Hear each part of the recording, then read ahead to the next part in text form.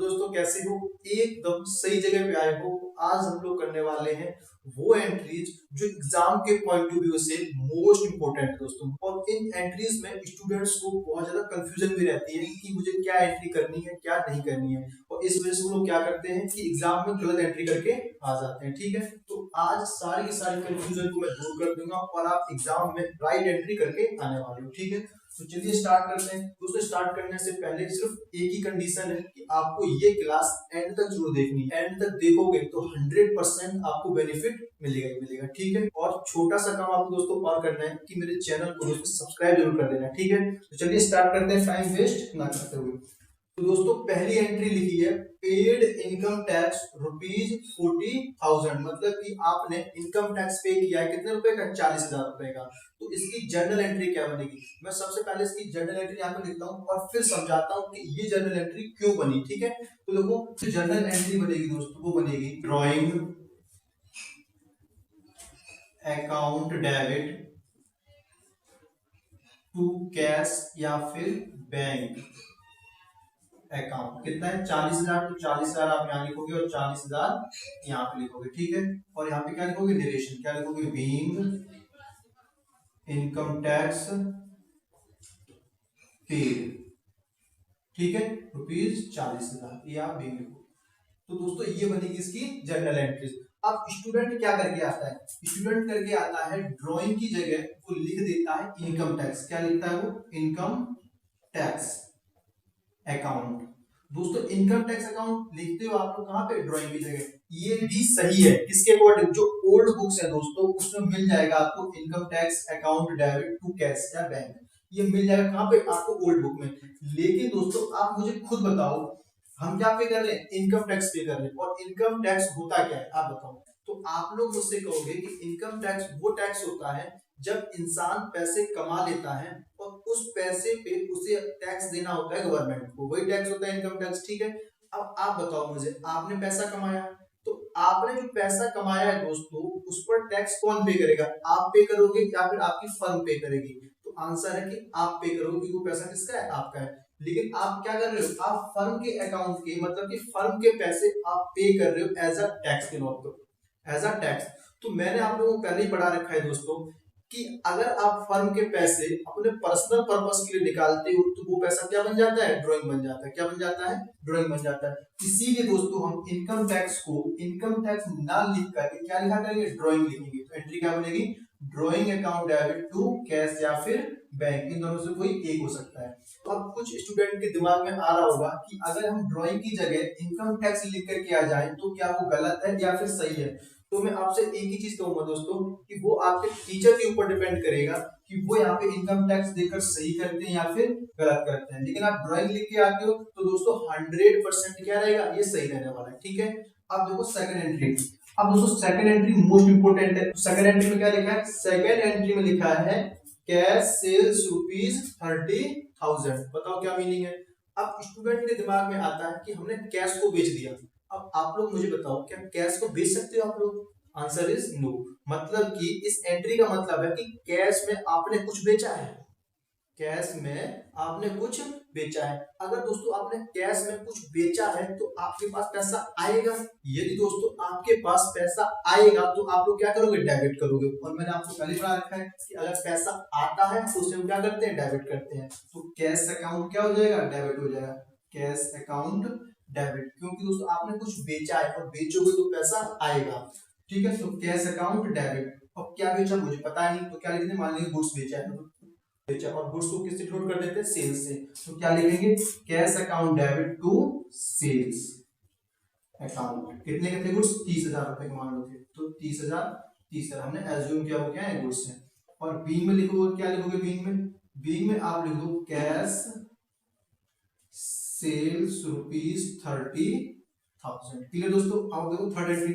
अब क्या है? थर्ड एंट्री दोस्तों मोस्ट इंपोर्टेंट एंट्री आपके सामने आने वाली है। ठीक है, मैं थर्ड एंट्री कराने के दोस्तों इसको रफ करता हूँ फिर समझाता हूँ आपको थर्ड एंट्री क्या बनेगी। तो थर्ड एंट्री में क्या लिखा है? थर्ड एंट्री में लिखा है rent due but not paid ₹13,000। मतलब कि दोस्तों आपको रेंट देना तो है लेकिन आपने अभी तक दिया नहीं है। कहां से पता चला? यहाँ पे लिखा है due but not paid. Due but not का पेड का मतलब होता है कि आपको देना है लेकिन आपने दिया नहीं है। अब एक बात बताओ दोस्तों, आपको पैसा देना है लेकिन दे नहीं रहे हो, तो ये असेट्स बनेगी या लायबिलिटी बनेगी? तो आप लोग मुझे बोलोगे ये लायबिलिटी होती है। कौन सी लायबिलिटी बनती है दोस्तों? ये बनती है आपकी आउटस्टैंडिंग लायबिलिटी। कौन सी लायबिलिटी बनती है? आउटस्टैंडिंग लायबिलिटी बनती है। तो इसकी जर्नल एंट्री क्या बनेगी? अब देखो रेंट, रेंट क्या है? एक्सपेंस, और एक्सपेंस हमेशा क्या होता है? डेबिट होता है। तो अभी भी रेंट क्या होगा? डेबिट होगा। एंट्री क्या बनेगी? Rent account debit to. अब क्रेडिट में क्या आएगा बताओ? लायबिलिटी थी, कौन सी लायबिलिटी थी? आउटस्टैंडिंग। तो क्या लिखोगे यहाँ पे? To outstanding. अब लायबिलिटी कौन सी लायबिलिटी है? रेंट है, तो क्या लिखेंगे? आउटस्टैंडिंग रेंट लिखेंगे दोस्तों। कितने का था? 13,000, तो 13,000 यहाँ पे, 13,000 यहाँ पे। अब बच्चे कहते हैं, कभी क्या करते हैं, रेंट को आगे कर देते हैं, आउटस्टैंडिंग को पीछे कर देते हैं। क्या वो सही है?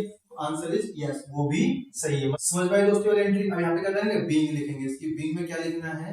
Rent due but not paid, ये लिखना है। ठीक है दोस्तों, ₹13,000। ठीक है दोस्तों, स्टार लगा लो दोस्तों, क्योंकि ये एग्जाम में एंट्री आ सकती है। ठीक है, कैसे भी पूछ सकता है एग्जामिनर, ये वाली एंट्री जरूर पूछेगा आपसे। ठीक है, अब यहाँ पर रेंट लिखा है तो कुछ भी हो सकता है दोस्तों, सैलरी हो सकती है, क्योंकि क्या एक्सपेंस है, एक्सपेंस कोई भी हो सकता है यहाँ पे। ठीक है, तो आपको ये ट्रीटमेंट करना है जब आपको देना हो और दिया नहीं हो। ठीक है, तो ये रही हमारी फोर्थ एंट्री। दोस्तों फोर्थ एंट्री भी हमारी इसी से मिलती जुलती है। अगर आप फोर्थ एंट्री का आंसर दे देते हो तो इसका मतलब दोस्तों कि आपको जर्नल एंट्री थोड़ी बहुत आती है। ठीक है, देखो क्या लिखा फोर्थ एंट्री में? फोर्थ एंट्री में लिखा है rent due but not received ₹14,000। पिछली एंट्री में क्या था? Rent due but not paid. यहाँ पे क्या है? Rent due but not receive. तो मुझे बताओ क्या एंट्री बनने वाली है इसकी? अब देखो रेंट क्या है दोस्तों? एक्सपेंस। और एक्सपेंस हमेशा क्या होता है? डेबिट होता है। इस एंट्री में भी रेंट को क्या करेंगे? डेबिट करेंगे। क्लियर दोस्तों? तो रेंट अकाउंट डेबिट, मतलब रेंट हमेशा क्या होगा दोस्तों? डेबिट होगा। क्यों? क्योंकि ये क्या है? एक्सपेंस। और एक्सपेंस हमेशा क्या होता है? डेबिट होता है। क्लियर है? अब टू में क्या आएगा दोस्तों? यहाँ पे रेंट आपका क्या बन रहा था? लायबिलिटी बन रहा था। क्यों? क्योंकि आपको पे करनी थी लेकिन आपने पे नहीं किया था। लेकिन यहाँ पे क्या है दोस्तों? इस केस में, फोर्थ केस में आपका ये है कि रेंट आपको मिलना है लेकिन मिला नहीं है। तो मुझे बताओ क्या बनेगी? तो आप सिंपल लैंग्वेज में बोलोगे कि ये आपकी इनकम बनेगी। क्या बनेगी? इनकम बनेगी। इनकम आपकी क्रेडिट होती है। ठीक है, अब दोस्तों कौन सी इनकम बनने वाली है? जैसे कि यहाँ पे लायबिलिटी बनी थी, कौन सी लायबिलिटी बनी थी? आउटस्टैंडिंग बनी थी। और यहाँ पे दोस्तों कौन सी लायबिलिटी बनने वाली? दोस्तों यहाँ पे बनने वाली है आपकी एक्योर्ड इनकम। कौन सी इनकम? एक्योर्ड इनकम। याद रखोगे? ठीक है, तो क्रेडिट में क्या आएगा दोस्तों? क्रेडिट में आएगा एक्योर्ड इनकम। और इनकम क्या है? यहाँ पे रेंट है, तो एक्योर्ड रेंट लिखोगे। क्लियर दोस्तों? कितने का बोला था मैंने? अमाउंट कितनी थी इसकी? 14,000 थी। जो भी अमाउंट है, अमाउंट डाल देंगे यहाँ पे 14,000। ठीक है दोस्तों, क्लियर है? फिर बीइंग लिखेंगे, और बीइंग में क्या लिखना है आपको? बीइंग में लिखना है rent due but not received. अब बताओ दोस्तों इस एंट्री में और इस एंट्री में क्या डिफरेंस है? तो आपको डिफरेंस साफ समझ में आ रहा होगा। यहाँ पे rent due but not paid था और यहाँ पे rent due but not receive है। जब पेड लिखा हो तो आउटस्टैंडिंग आ रहा है, और जब रिसीव्ड लिखा हो तब क्या बनेगा? आपका एक्यूर्ड बनेगा। क्लियर दोस्तों? अब देखो फिफ्थ एंट्री, ये भी इंपॉर्टेंट। फिफ्थ एंट्री में लिखा है interest due but not received ₹30,000। अब देखो दोस्तों फोर्थ एंट्री और फिफ्थ एंट्री आपको सेम सेम लग रही होगी। क्यों? यहाँ पे ड्यू बट नॉट रिसीव था, और फिफ्थ एंट्री में भी क्या है? ड्यू बट नॉट रिसीव है। लेकिन यहाँ पे क्या था? रेंट था। लेकिन फिफ्थ एंट्री में क्या लिखा है दोस्तों? फिफ्थ एंट्री में लिखा है इंटरेस्ट। तो आप लोग मुझे बताओ इसकी एंट्री क्या बनेगी? अगर आपको आती है तो वीडियो को पोस्ट करो और कमेंट बॉक्स में इसका आंसर दो। ठीक है, चलो फिर मैं कराता हूँ इसको। दो क्या बनेगी?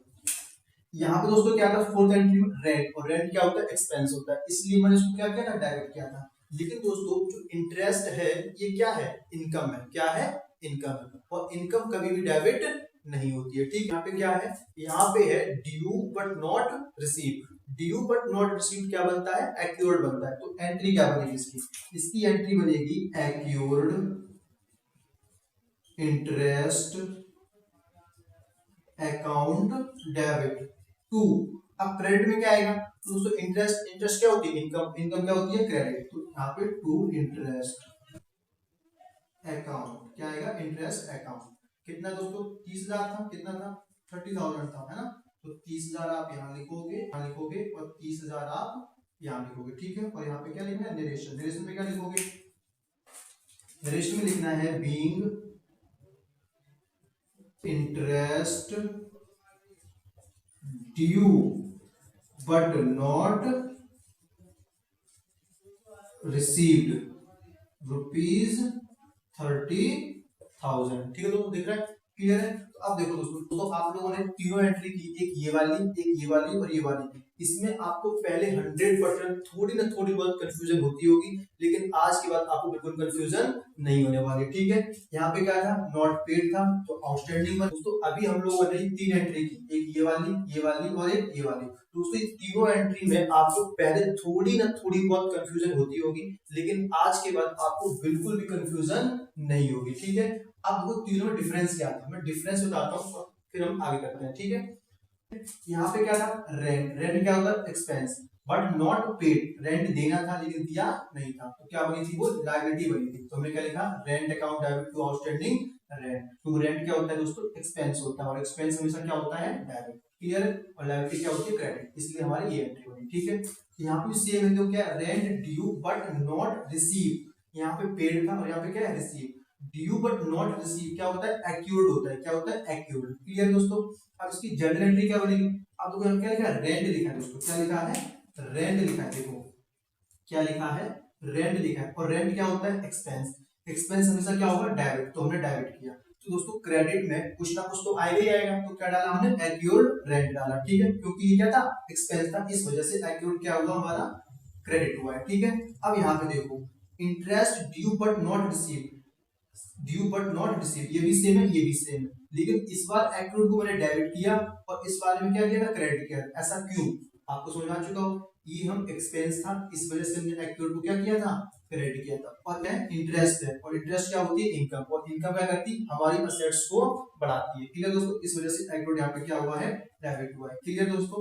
मतलब अगर एक्सपेंस है तो एक्यूर्ड क्रेडिट होगा, और यदि एक्यूर्ड कोई इनकम है, असेट्स है, तो क्या होगा, डेबिट होगा, क्लियर दोस्तों। तो हमने 5 एंट्री अभी तक टोटल, तो अभी तक दोस्तों हमने टोटल 5 एंट्री की है।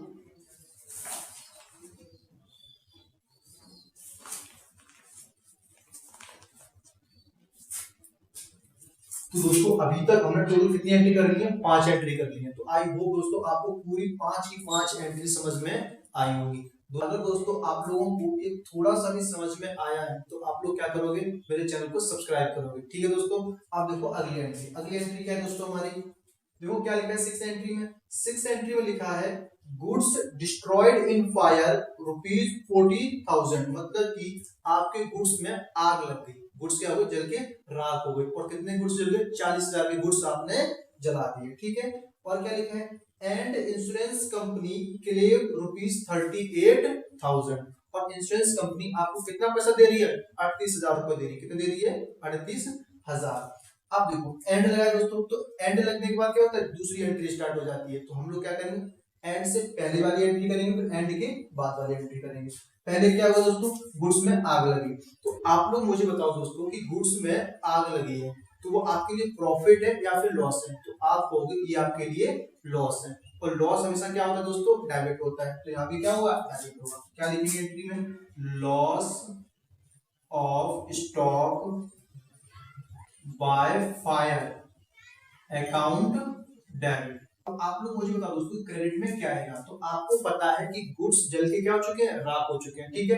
तो गुड्स को हम किससे डिनोट करते हैं, परचेज से। तो यहाँ क्या लिखेंगे, टू परचेज, क्योंकि गुड्स क्या हो चुके हैं, पूरे खत्म हो चुके हैं, गुड्स चले गए और चला गया, सेट्स क्या होता है, क्रेडिट होता है। तो टू परचेज अकाउंट, कितने के गुड्स थे, 40,000 के, तो 40,000, ठीक है। और यहाँ पे बीइंग में क्या लिखोगे, बीइंग में लिखोगे गुड्स